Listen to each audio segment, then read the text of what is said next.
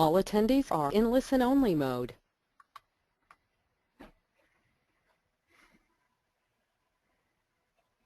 Good afternoon.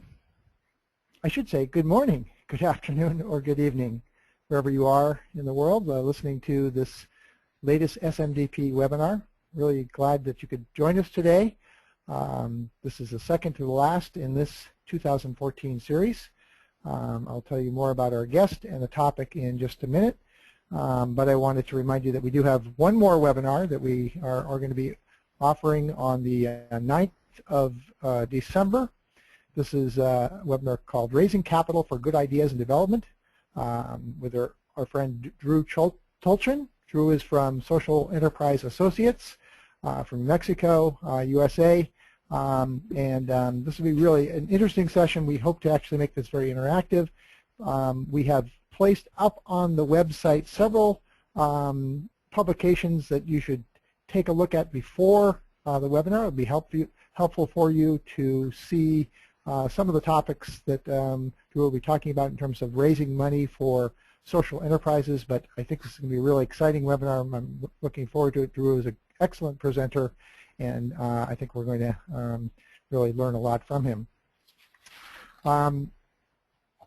Before I launch into introducing Malcolm, I also want to let you know that we are looking in 2015 to do some changes. We may be doing a name change, but I won't tell you more about that now. It's kind of just a little tease. We are looking at offering a webinar series, but we may have some more in-depth webinars where we would go into a topic in more detail, maybe have homework, and probably charge a small fee. So keep your eyes open for email about that. A lot of exciting stuff happening in terms of our savings group work and our savings workshops. We just got done with the SMDP Rwanda certificate in Kigali, and it was an excellent workshop. So lots coming up in 2015, and we really appreciate your loyalty and participation in these webinars and in our face-to-face workshops, and look forward to presenting some really new, exciting, and useful events for you to learn about in the coming year. So this topic today is a really important topic. There's more than 1 billion Muslims around the world. For the mainstream Muslim finance to be able to deliver products and services that are compliant with what Islamic law says is a challenge. But there's some real creativity going on out there, some amazing amount of innovation, and some products and services and organizations like the Al-Huda Center, which Malcolm will talk about later, that are really doing some great work in kind of solving a lot of the problems to make finance available to people at the bottom of the pyramid in the Islamic world. So we have with us a friend, a person who's been associated with our program and our previous life over at the other university for years. Malcolm is a regular faculty member of the SMDP New Hampshire. He has been part of our team, as I said, teaching online. Hope to have him back online when we are able to announce some new online courses sometime next year.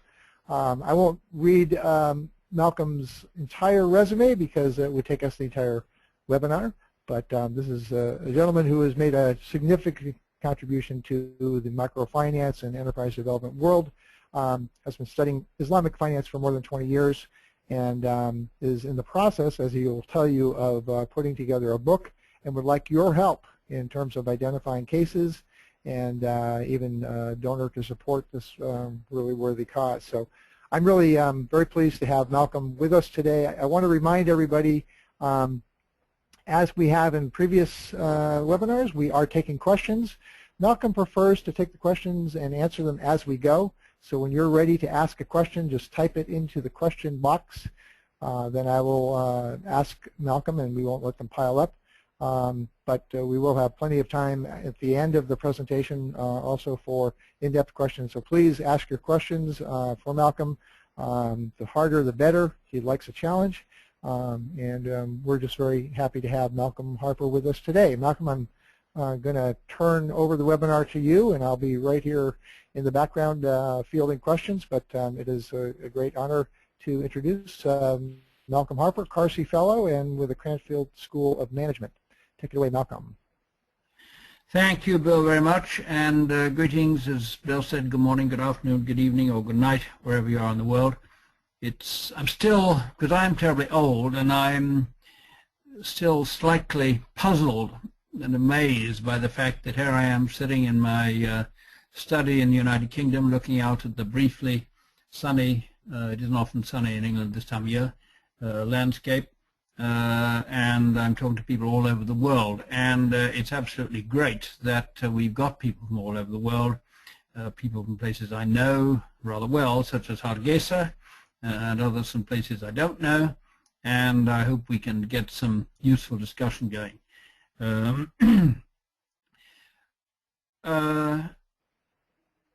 Malcolm, go ahead and switch over your screen now. Just want to remind you. What do you want me to do? Switch over your screen. What do you mean switch it over? Sorry, excuse everybody, but I am on so far. I do want to leave the webinar, certainly not. So what do you want me to do? How's that? Can they see the screen? No, there's a little message that probably says show your screen and remove all your confidential data. Sorry, folks. I already did. I am sorry. Apologies to everybody. As usual, the technology has defeated me. So do I want to go to showing the full slide, or? Sorry, I think maybe behind your screen, Malcolm, there's a little message that says show your screen. So just if it's behind it, I'm not about to see it. I won't look behind it. That's where the dog is. Minimize your PowerPoint. Okay. Yes. Show your screen. Okay. It's shown. Can you see it now? Not yet. Oh, can you see it now or not? Not yet. No one can see your screen. So now show my screen. Can you see it now? Here we are. Yes, we can. Now you can. Now you Good. can start your PowerPoint, and we're all set. Okay. But now, next time, I expect you to get. And I will try not to use bad language. I can't see the screen myself now, but anyway. Oh yes, here it is. Sort of. Yeah. Good. Okay.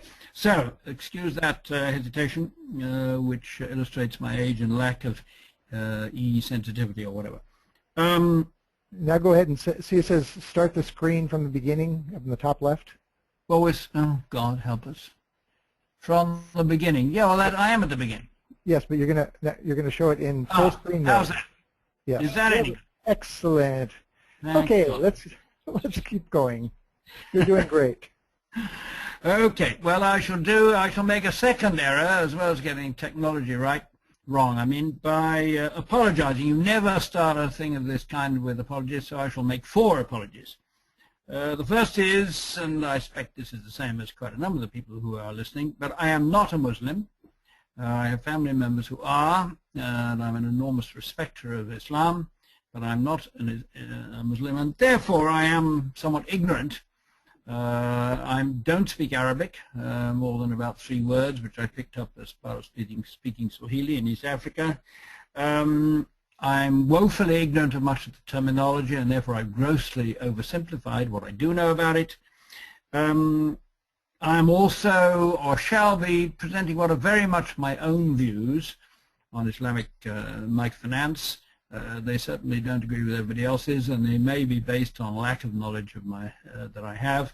Although, as Bill said, I have, not certainly full-time, but for the last 20 or more years, have been interested in Islamic microfinance. I'm actually looking for information from you, although it may not appear that way. So I'm asking you stuff, not telling you stuff. I first came across Islamic microfinance when I was working in Omdurman. I don't know how many of you are from the Sudan. I was working in Omdurman across the river from Khartoum some 20, 25 years ago. And purely by chance, or very good luck, I came across the Productive Families branch of the Sudan Islamic Bank. They also had a similar branch in Wad Medani, just up the river. I was enormously impressed. I can't even remember what I was in Sudan for, but it was a real eye-opener for me. And sadly, those two branches were later closed when the head of the bank became Minister of Industry in Sudan. I think it's very sad because as far as I could see, they were making money, albeit not a great deal. But that's what really sparked my interest. I organized a conference about the whole topic as a result of what I saw in Omdurman a bit later, a year or two later in Cairo. Got some information and have been, not certainly full-time as I said, but been interested in the subject ever since. And I am interested in it partly because it's an acceptable way into microfinance for Muslims, but more important because I think, excuse me, there are a lot of features to Islamic microfinance that make it useful for anybody, in some ways more equitable for everybody than regular microfinance. So it's not only a thing which I think is useful for Muslims. Now, as I understand it, and somebody will no doubt correct me, the basic principles on which Islamic finance depends are twofold, and of course one can write a whole book about this, and many people have. But as I understand it, there are two principles. First of all, that making money out of owning money without taking a risk, without doing anything yourself, is seen to be a bad thing. And I must say I can agree, and when I look at some of the bankers' bonuses and so on that are being paid around the world today, I agree even more strongly. And secondly, which is a little more contentious perhaps, I think we're always told to say inshallah, in other words, if God wills it, or in the Latin Deo volente, in the Christian tradition, meaning we shouldn't be so arrogant as to predict the future, and if we say you should pay 10% or 15% or 80% or whatever it may be interest on a loan, we are in a sense predicting the future. And we have no right to do that, and I'm sorry I've misspelt the last word, which is appalling, future. So that's another reason for not charging fixed rates of interest. I should add that those of you who have studied this either in the Holy Quran or in the Holy Bible will find that the views are rather similar. Both actually prohibit, inveigh against usury or riba, and of course there are endless debates as to what usury or riba means. Do they mean excessive rates of interest or fixed rates of interest of any rate at all? In the Christian tradition, I guess it's pretty well acknowledged now that fixed rates of interest are okay, perhaps not as high as some like finance institutions or some moneylenders charge, that's another issue.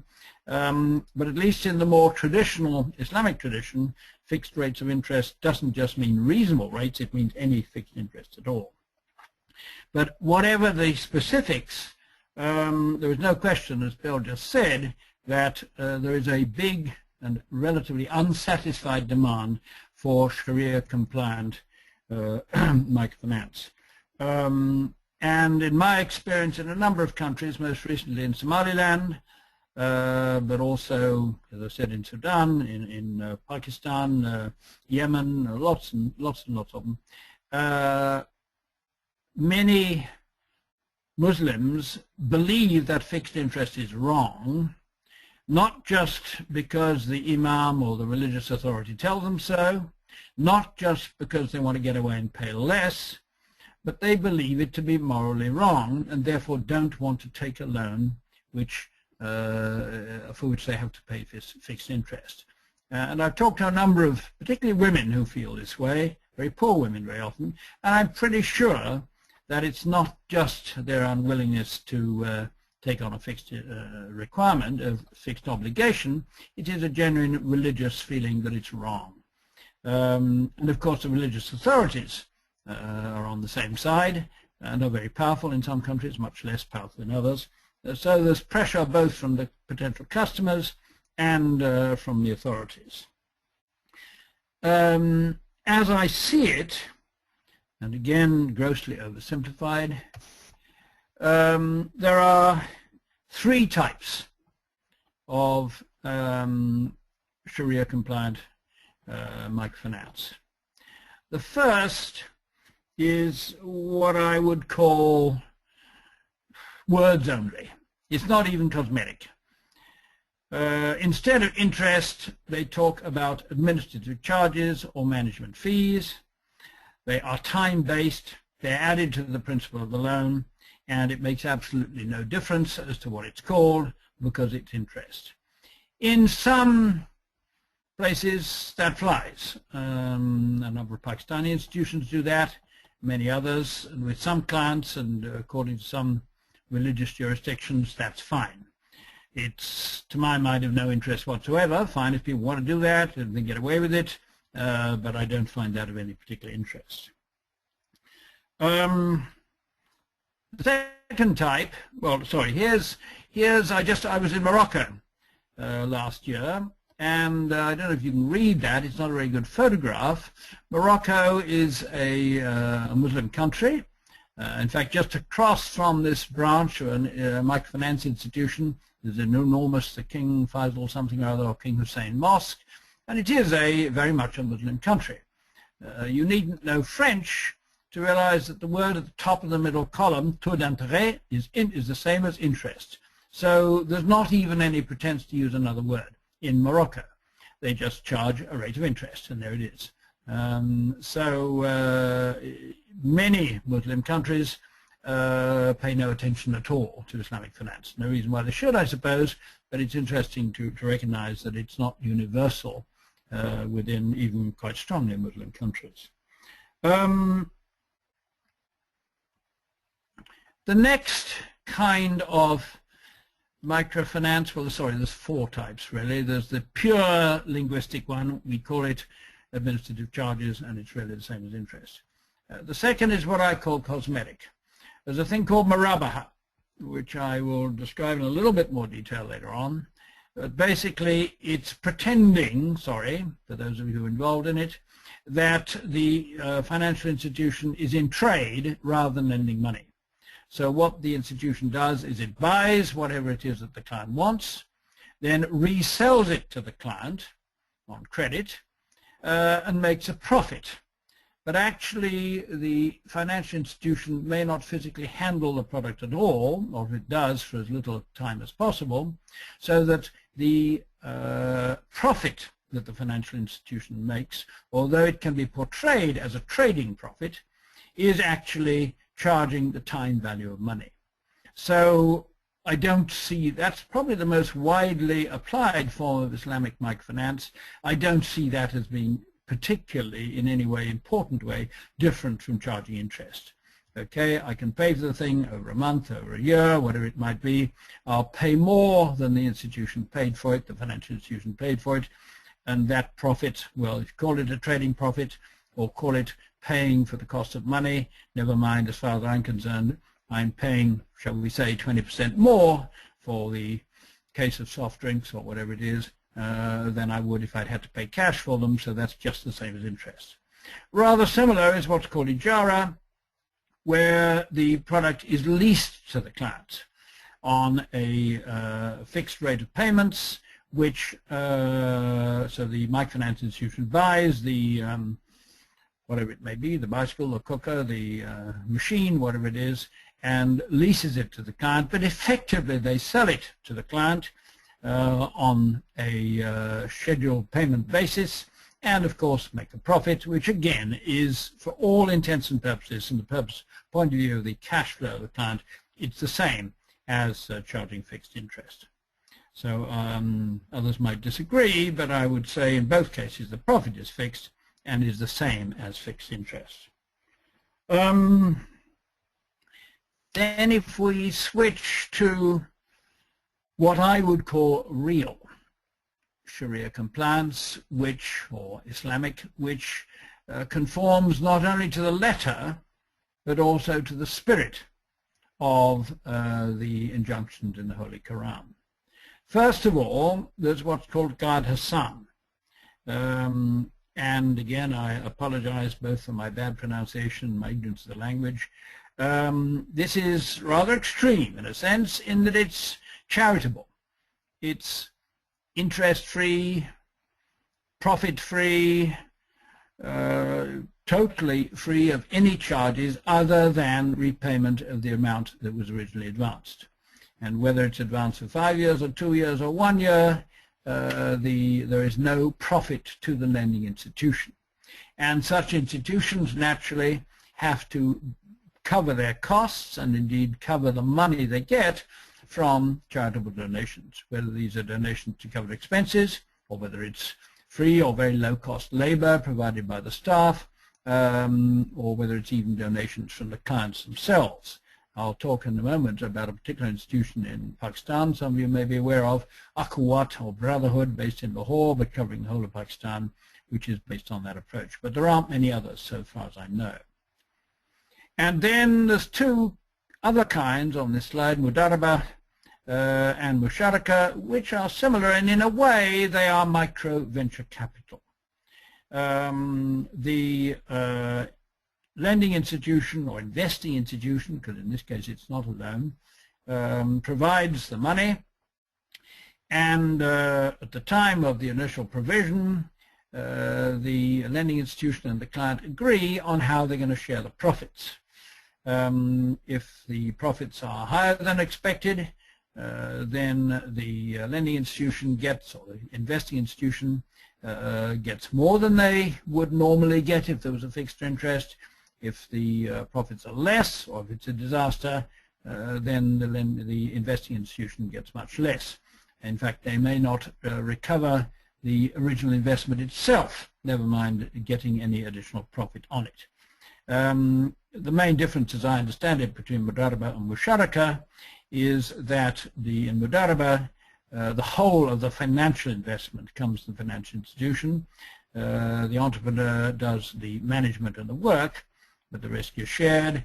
In Musharaka, the capital is shared, so perhaps the microfinance institution will put in, I don't know, $60 and the client invests $40, but then they share the risk with the client taking a larger share of the potential profits because, of course, he or she is doing more of the work.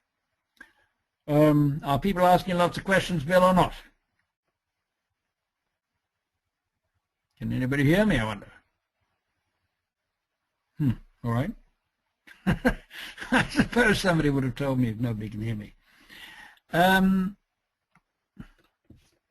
So let me just give a little bit of information about the one Gard Hassan institution with which I'm familiar.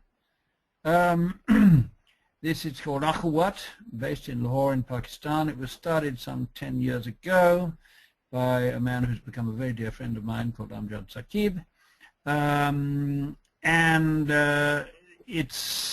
Everybody laughed at him when he started it. I was introduced to him and to it by mutual friends in India, and I think in those times he had maybe 5,000 or 10,000 borrowers, and I was surprised, but like everybody else, and indeed rather similar attitudes to those displayed towards Muhammad Yunus in Bangladesh, I thought, well, this can't last. It's too good to be true. Charity has its limits. You've got to be a real for-profit business, or at least cover your costs. Well, we were wrong. Not many years later, as I said, 10, 12 years later, they have 250 branches all over Pakistan. They have lent to a total of 600,000 clients. 250,000 of those clients are still borrowing. The average loan is very low, $200. The ratio is slightly in favor of men rather than women, but fairly even, and there is absolutely no extra charge made. There are a number of other features of Akhuwat which make it, to my mind, as I've written articles about it, my favorite microfinance institution anywhere. They tend to lend to the household, so the 6-to-4 men to women ratio isn't wholly maintained in that it's actually jointly signed by husband and wife. It doesn't have the impact of splitting a family apart, which some microfinance institutions do. It's also, as you may see from that figure of 600,000 clients over the 10 or 12 years, but only 250,000 of them being active, Akhuwat makes a very deliberate attempt to enable its clients to not to drop out, but to fly out. In other words, to graduate, if one can use the word, to a larger financial institution, Islamic or not, that's up to them, which can provide them with the larger amounts of money and other services which more successful people require. I don't know, and I don't think they do either, certainly with any precision, how many of those, what would be 350,000 clients who have graduated, have what might be called dropped out or have flown out. But I do know, having met some of them myself in Lahore, that quite a number have flown out. A few have dropped out too. And I must say I enormously admire that practice, because I feel that many microfinance institutions are a trap. They're a ghetto for the poor. Once they get a good client who reaches their highest loan size, which is usually well above the $200 figure that we got here, they like to keep him because he's a good client, or she's a good client. She'll keep on paying, they'll keep on making money out of her. The last thing they want to do is to lose her. Whereas Akhuwat is only too delighted when one of its clients reaches a level where the Akhuwat loan is not sufficient. In fact, they have a maximum of 5 loans. Once you've had 5 loans, goodbye. I find that what an organization which is devoted towards reducing or eliminating poverty should do. It shouldn't try to trap people. It shouldn't be like a primary school that stops children going on to secondary school. It should be like a primary school which is very happy to hand over its children, I shouldn't use the word children, I know about adults, to the next stage in their graduation up the level of financial institutions. Malcolm? Also, Akhuwat has this remarkable feature that around 30%, I think it's slightly more now, of its operating costs are actually donated by clients themselves, not by external or local wealthy people who also donate a lot of money, but by clients who've made a successful investment, have done well, or even haven't done terribly well, but have done okay, so they gladly give a bit of money to Akhuwat. And quite a number of them have a sort of box in their, if they're running a shop, they'll have a box in the shop to remind them, and indeed some of their customers too, to put some money towards Akhuwat. I met one chap in Lahore who'd done very well. I think he was selling perfume.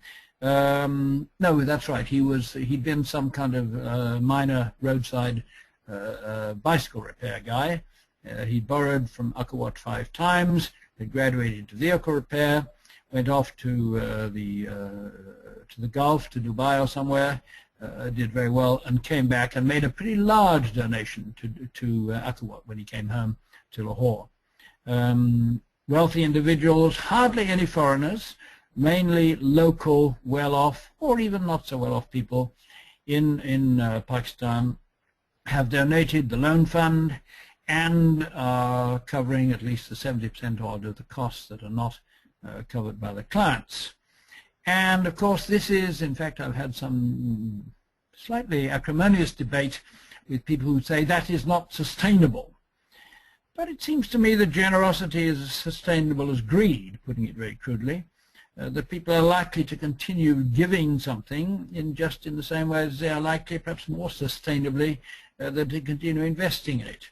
In the same way that relief organizations, Oxfam, whatever it is, survive year after the year, not based on profits, but based on donations, Akhuwat does the same thing. So I consider it sustainable as well. Malcolm? It's a bit of an out, yeah? When you're ready, we do have some questions, so keep going. But when you're ready, I have a few Well, questions. I'm never ready, so why not? I'm just having a look at the... Yeah, okay, shoot now. Presumably they relate to what we've been saying. Sure. Suhail Awan is asking the question, are there any examples similar to Akhuwat in the world other than in Pakistan? Let me use a cricket analogy. I'll hit that one straight back to the bowler. Hope he didn't catch it, but he takes one bounce. I want to know. I think there may be one somewhere in Assam on the borders of China or Bangladesh and India. But I would very much like to know if there are other institutions like Akhuwat. But in one respect, and many respects, Akhuwat is interesting. It doesn't want to grow itself. Hence, it's very happy to let its clients graduate, and it has encouraged similar organizations which are kind of affiliated but locally run and managed and indeed financed throughout Pakistan, which are not really part of Akawat in a corporate sense. But I would be very interested to know about others which are other institutions which are similar. Next question. So, yes, Amelia Greenberg is asking the question, do clients who graduate from Akawat then get loans on which they pay interest, or is it important to them to continue to receive Shariah-compliant loans? I've only talked to half a dozen of them. I'm going there, all being well, next week or week after next, and I'll talk some more. But in my experience, I'd say it's about 50-50. Some don't care that much, and others graduate to an Islamic bank, of which there are quite a lot in Pakistan. This is from Cheryl Frankowitz. Does Akawat support its borrowers in some way other than the provision of money?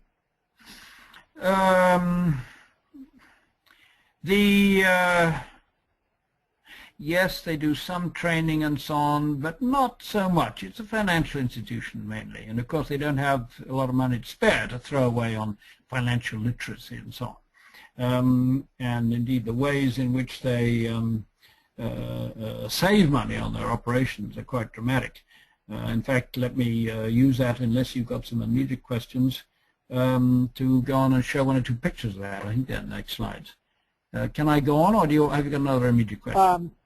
Well, actually, Suhail Awan wanted to do a follow-up question, so I'm going to let him type in that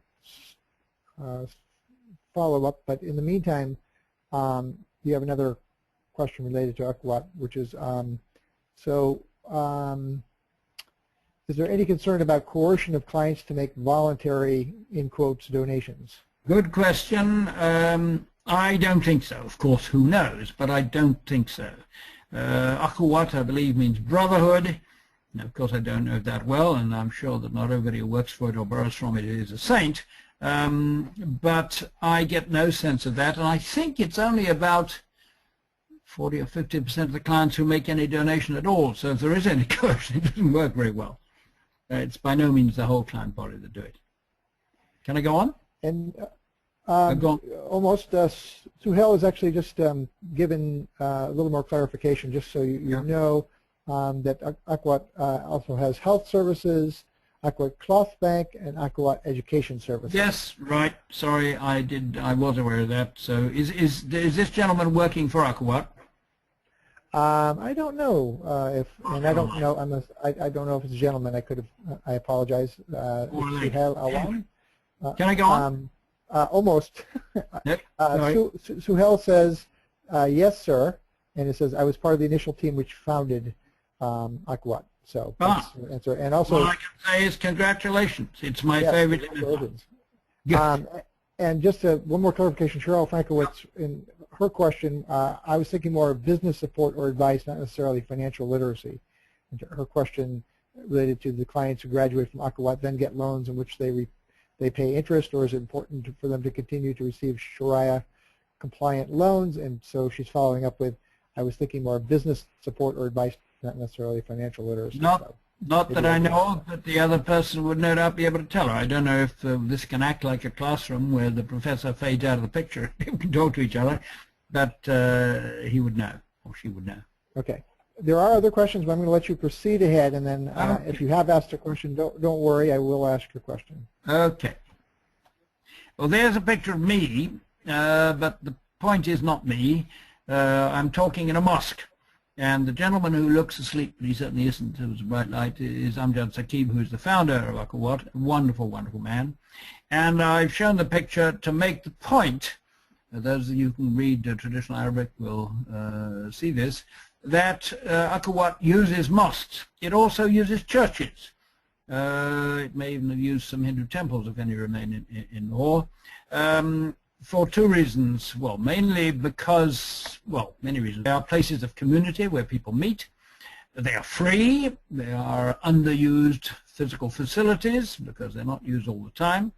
And there is some air of sanctity in an obligation that is undertaken in a religious institution. I worked with a similar organization called SKDRDP in southern India, which is a Jain sect of Hinduism, and they also have a similar kind of religious approach. It's actually run by a temple foundation.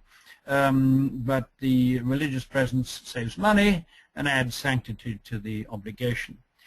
This is a picture, again in the same mosque, I just like the picture, of one of the borrower groups sitting down, discussing their loans and so on, the traditional kind of group support system, which incidentally is not compulsory in Akawat. People can borrow as individuals or as households if they don't want to work in a group.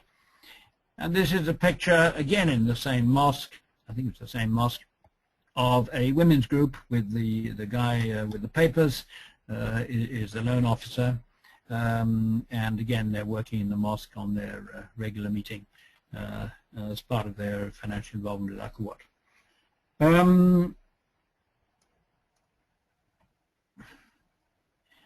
Now let me go on. As I say, Akawat, although I hope I get some information to show it's not such an outlier, that there are others like it. The buying and selling, the trading type, which I call cosmetic. But there's quite a lot of them around, and they're not bad institutions.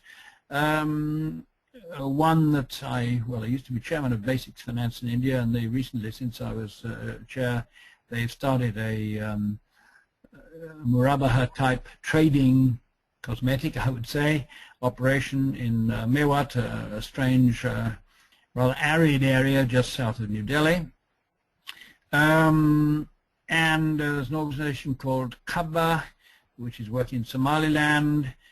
There's Al-Amal in Yemen, and there's quite a lot of micro banks in Indonesia, though I'm not familiar with the last kind, and I haven't ever visited any of them. But all these, this is a typical client. She's actually in Hargeisa, in Somaliland. She's a typical client of this Kabba Doses of Hope microfinance institution, which operates in and around Hargeisa. And in a way, her picture shows some of the problems of this trading type of, as I say, call it, cosmetically Sharia-compliant microfinance. Because a lady like that does not necessarily want to buy a whole case of any of the groceries which she's selling. And the profit rates she makes on them are very different from, I'm sure, the time she takes to sell those pens that are hanging at the back is a lot less than a lot more than the time it takes to sell the staples, which she weighs in those scales. She buys probably quite penny quantities of some things from time to time. So to negotiate with a lender that I want to buy this and this and this, and then the lender adds on a certain profit, is very complex.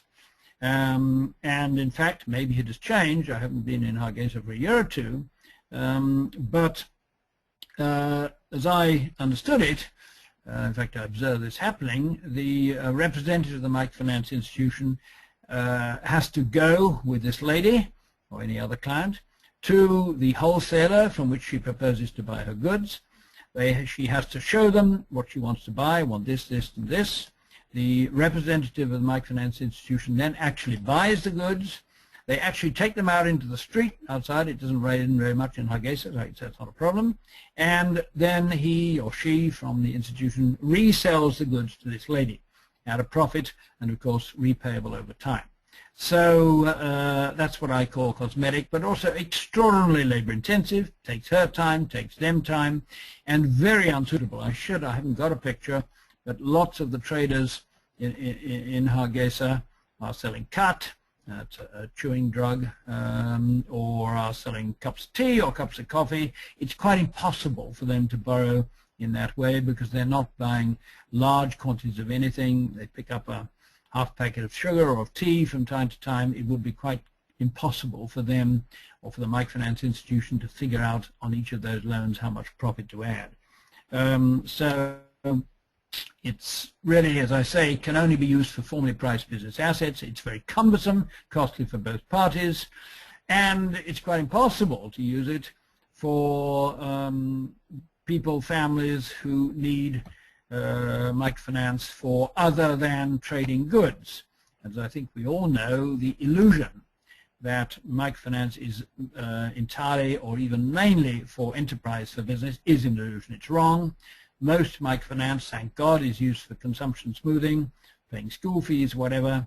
And of course, these are not traded goods, health, school fees, and so on. They're extremely profitable goods in the sense that if a child is educated, I think that's rather a good thing for society and the family and the child.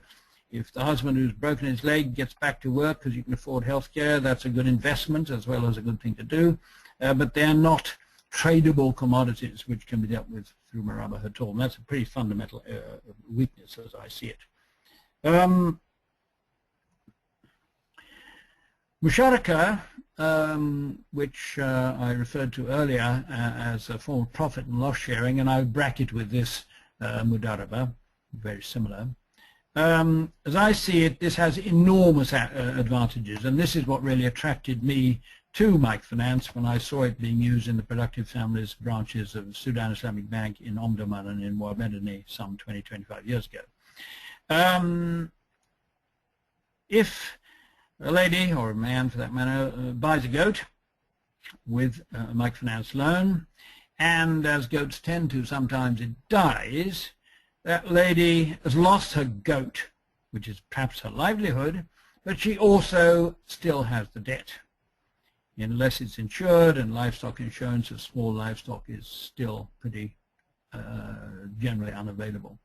If there is a way in which she can share, well, let me just put the other case. If the goat has twin, what's goat's children called? Kids. Has twin kids and does very well and becomes even more valuable than expected, then she will pay a larger amount to the lending institution than if it just done what was normally expected, and much larger than if the wretched goat ups and dies. So it shares good and bad fortune with the clients and with the microfinance institution, or between the clients.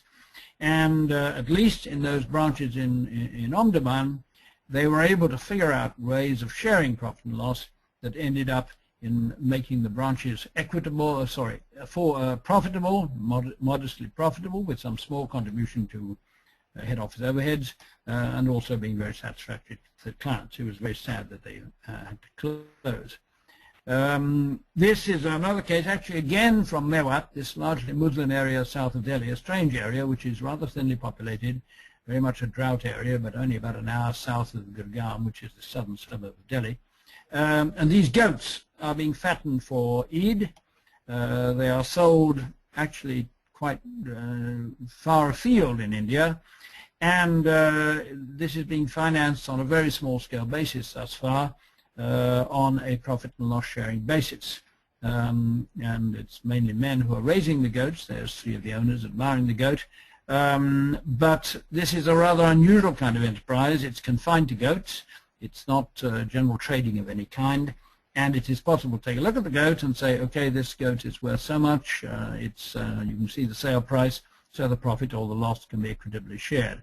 It's a very unusual example of musharaka, which seems to work so far, but it's still, as far as I know, on a rather small scale. I just like the picture of the goat.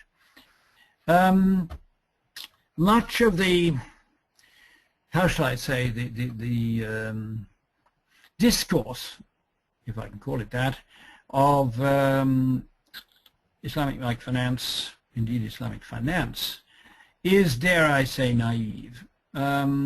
I hate to be critical, but maybe Azhar Nadim is sitting in the room or sitting listening to this webinar. But I'm sorry, we cannot assume that all Christians, all Muslims, all Hindus, or whoever they may be, are honest, that they never cheat, that they never defraud anybody, so that we can do without, we can trust them to know their profits and so on. The world isn't like that. And I'm afraid a lot of the literature is of that nature, which seems to me actually to discredit the whole notion of Islamic microfinance. But of course it is very difficult when you buy a goat or you buy a carton of soft drinks or whatever, to figure out what the profit's going to be, B, to figure out how to share it, and then even more difficult when you've sold the case of soft drinks or the goat or whatever it is, to know how much profit has been made and to share it in the pre-agreed proportions. Very small-scale borrowers, particularly the poorest, are often illiterate. And even if they're not illiterate, dare I say that Muslims, just like anybody else, if they know that they've got to share the profit with somebody else, may understate the profit.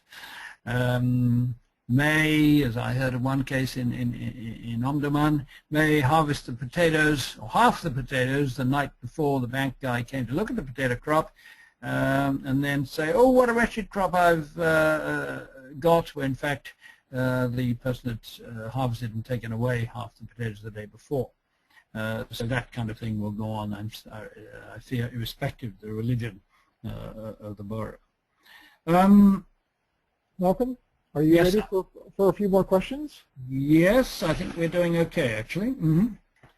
All right. I have no idea. So kind of piling up here, but I want to try to go in somewhat of okay, good. How we go? Yeah, I'm not so far away from the end, actually.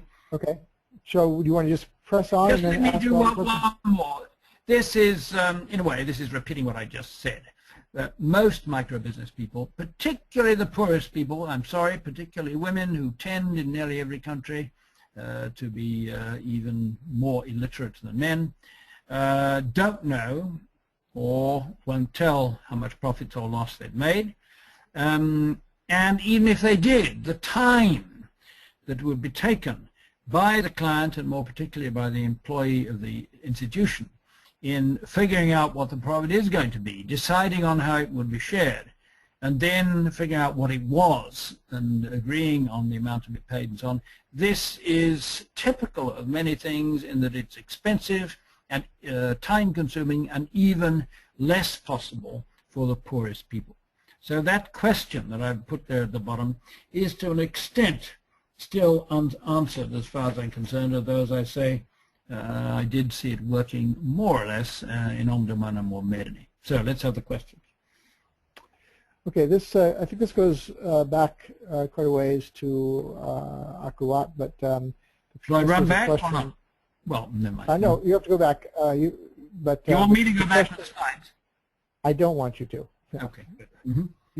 The question was from Shade Taiwo, who's asked, is donor fatigue due to possible poor economic environment not a possibility? So, you know, when you're looking at contributions coming in through charity and we have a depressed economy, would that make the ability to raise money from that form less possible? Dare I say investor fatigue because of poor economic conditions is also a possibility. And Pakistan, the Republic of Pakistan is listening, but has not, I would say, enjoyed the best of economic success, or political success, dare I say, in the last 10 or 12 years when Akuat has been operating. But still the donations have kept on coming in, as indeed they have to Oxfam, Save the Children, and other institutions which depend wholly on charity. So, based on the experience, I would say that donor fatigue, at least in the case of Akuat, doesn't appear to have been a factor. Okay, shall I go on with more questions? By all means, yeah. Okay, so this is a question from Hatem Mabuli, and it's, don't you consider cosmetic Islamic finance as deceiving and unethical?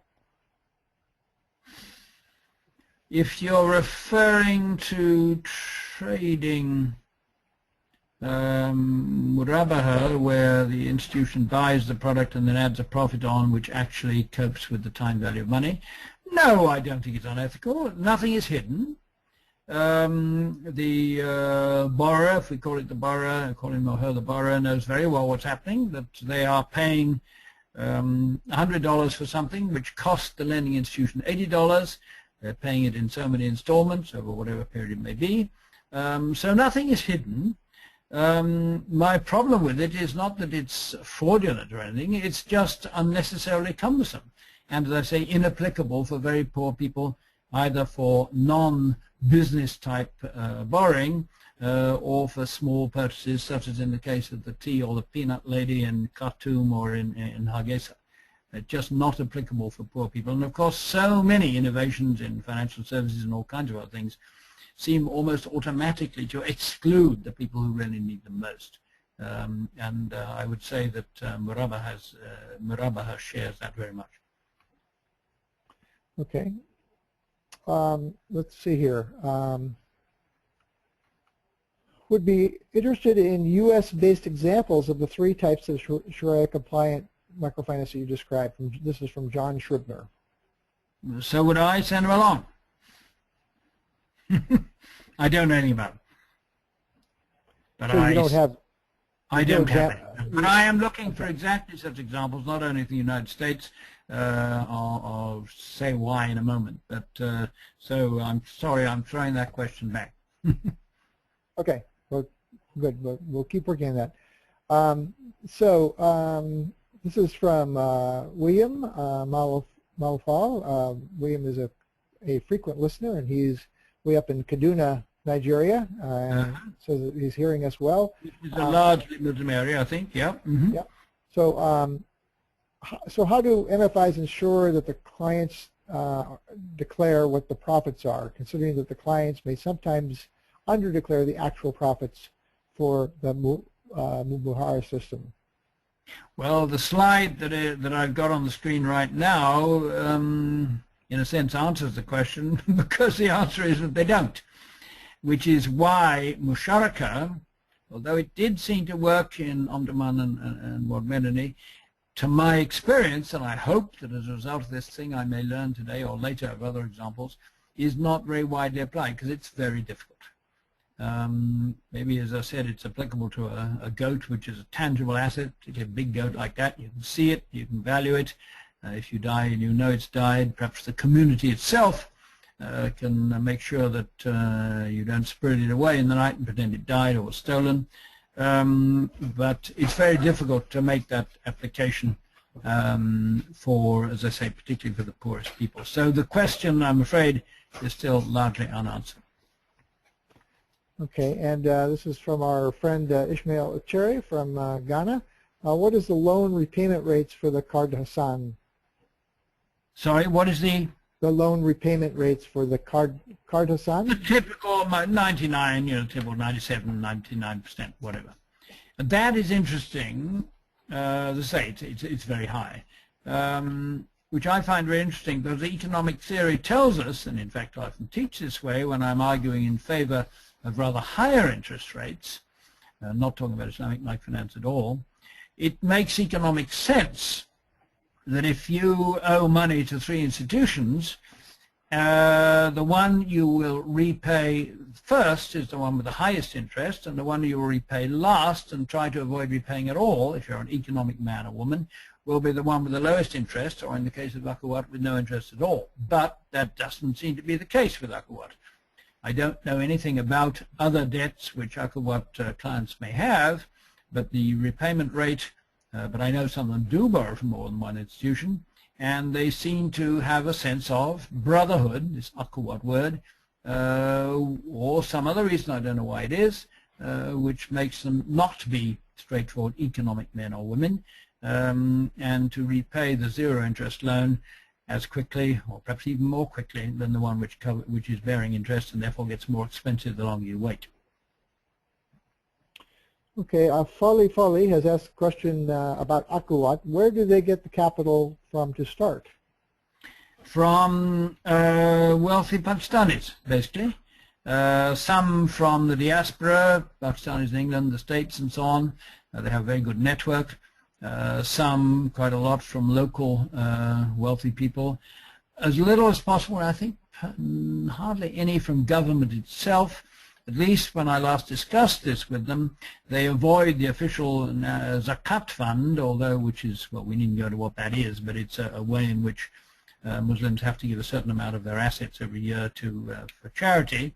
But Akhuwat don't want to get tied up either with foreign donors, at least of the normal kind, or with government. And they, so far as I know, as I say, when I'm with them a week after next, I may find something different, but they have been successful in raising enough money to cover both the bulk of their administrative costs, have a lot of volunteers, A lot of, on the whole, the senior people are either not paid at all or paid very little. The junior staff are paid about the market rates, but they seem able to survive and to grow pretty fast, being a multi-million-dollar operation now with, as I said, 600,000 clients having borrowed money based on donations. Huh, that's amazing. It's amazing. It is indeed remarkable, yeah. This is going back quite a ways. Questions from our friend Wema Kachinga, who I was just with in back in just 3 or 4 days ago in Kampala. He has a couple of questions. One is, what are we actually trying to set up? We are actually trying to set up a savings program in Somalia and are in the process of contextualizing the interest issue. What would be the best approach for a group when lending to each other? You mean a kind of VSLA, if I can call it that? Yes. A group? Yeah, okay. Well, good question. Again, one to which I would love to know the answer. I think, and this I've been thinking along similar lines in Somaliland. I don't know whether this gentleman is thinking, or it's a lady of Somaliland or Somalia, but I was a little while ago involved in efforts to start a microfinance institution in Somaliland, and we were looking at ways in which the group notion, which of course is very traditional and in many microfinance institutions, could be used as a way not merely of informally assessing loan applications, of pressuring for repayments and so on, but could also be used as a way of figuring out what the profit is, figuring out what shares should be paid, and of course that could be done on a VSLA basis within the group, as it, in the same way, and perhaps more effectively, as it can be done in relation to an external institution. So I think there is room for experimentation in using the group basis of microfinance in order to try to reach some form of profit sharing. And of course, in my experience in many countries, nothing to do with Islam, when one lady's goat dies and all the other ladies' assets have done well, informally within the group, they help each other out. A, because they're neighbors, but B, because they know that if somebody falls into arrears, nobody may get a loan. So there's a lot of informal profit and loss sharing in microfinance groups already. So this, I think, could be institutionalized, formalized a bit more, and could be the basis of musharaka, or mudaraba perhaps, no, more likely musharaka, particularly when people are talking, when one is talking about people's own savings rather than working with an external institution. And this is related, and you kind of answered it, but what would be the most profitable model to the group, or would we just end up focusing on savings without profit from interest? Sorry, I don't fully understand the question. This is in relation to savings groups. Yes. And there's the same gentleman, Wema Kachinga, asked us, so what would be the most profitable model to the group, or will we end up just focusing on savings without profit from interest? You mean just, well, savings groups are part of the whole, the savings groups which are in turn lending the accumulated savings to their members. Yes. Yeah. Well, if if the objective is to accumulate the equity of the group rather than to allow the individual members to enrich themselves, then clearly they should agree on perhaps a fairly radical sharing of good fortune, so that, going back to my goat example, if the goat has 2 kids, whereas the sort of budgeted or expected result was only 1 kid, then maybe 90% or even the whole value of the second kid could accrue to the group fund.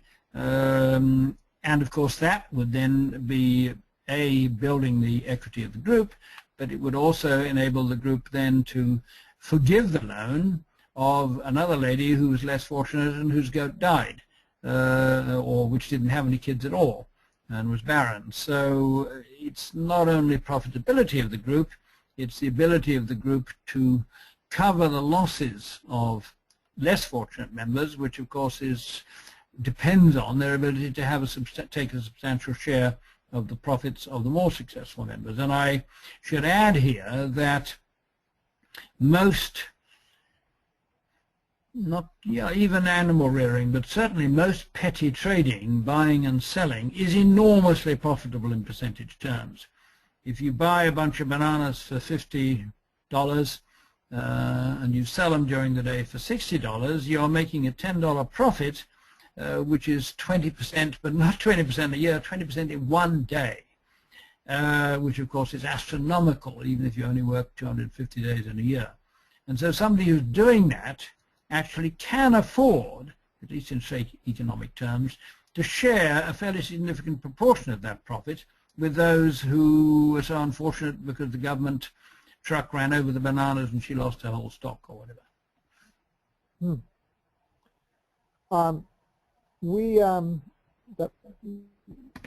Wilma says thank you. That was great. I actually have one more question, but I'm wondering if maybe you want to finish up and then you can ask that question?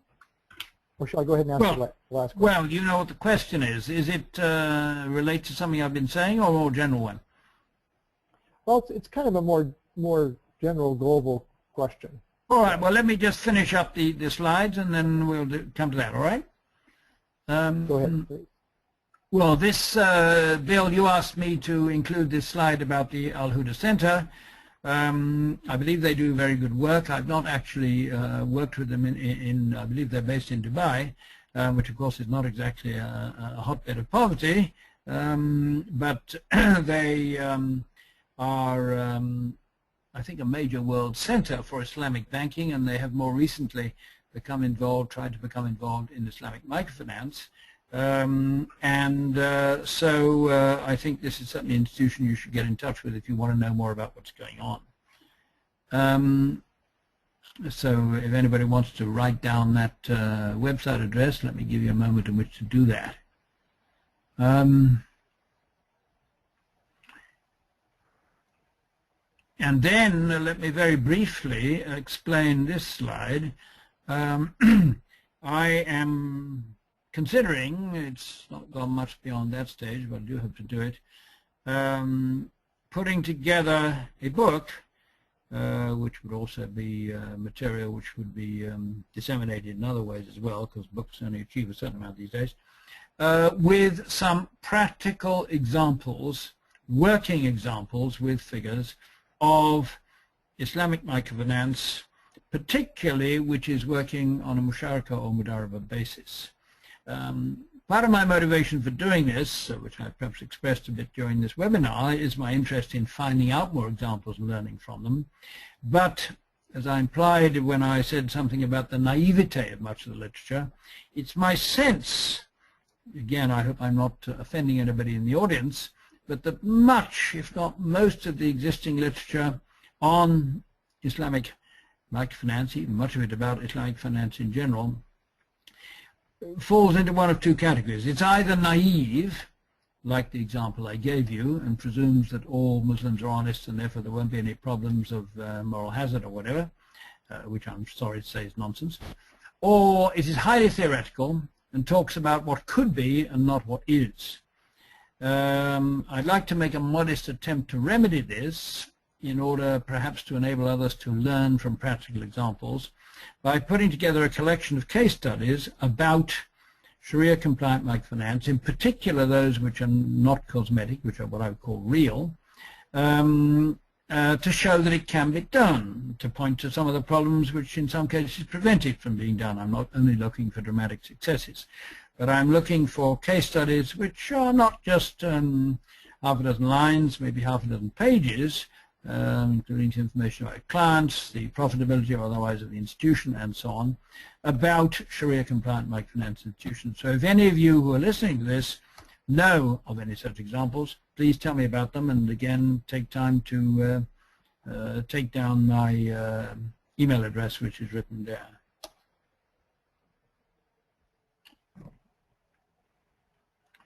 And finally, going back to something I said a moment ago, it seems to me that some aspects of Islamic microfinance, particularly when we come to sharing good fortune and ill fortune, transcend any particular requirement of Islam.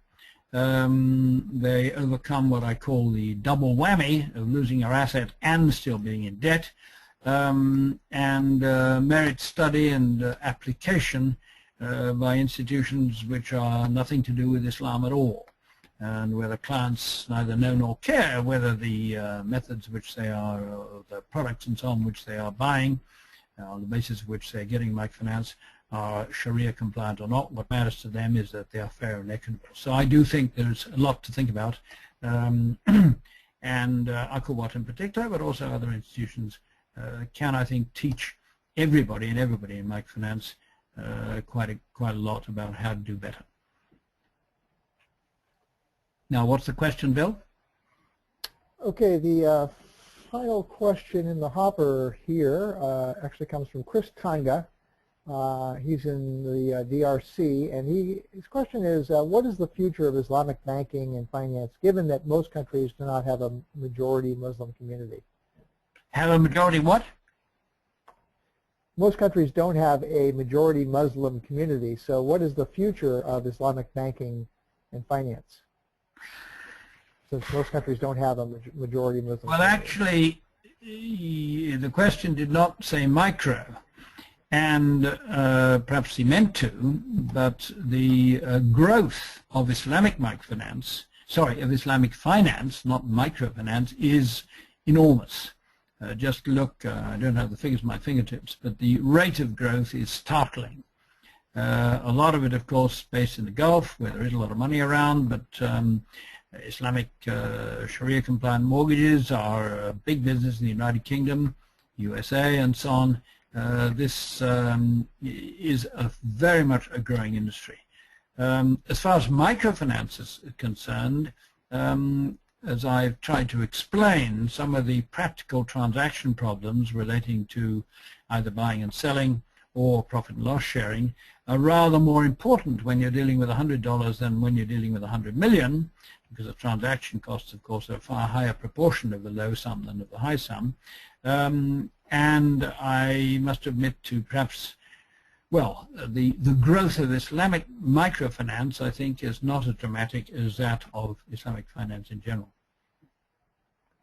Okay, and then one last question came in, and folks, if you are still with us, we are going a little bit over, but this will be the last question, and then we will be wrapping up, so if you want to bear with us. This is from Thomas Mususa.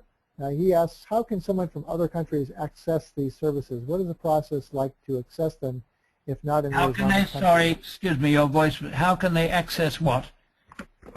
Islamic banking services. How can someone from other countries access these services? What is the process like to access them, if not in the Islamic country? Well, sorry, I don't know. Of course, that is unlikely to be microfinance, because there's not much cross-border microfinance except borders that don't need much. So I would say look on the web and you'll find out all about it. And there's many Islamic banks around the world which will no doubt be very happy to satisfy the needs even of somebody from outside the country. So I don't think that could be a problem. It's microfinance that is my concern. Okay. Well, Malcolm, excellent questions, excellent presentation. People were very attentive.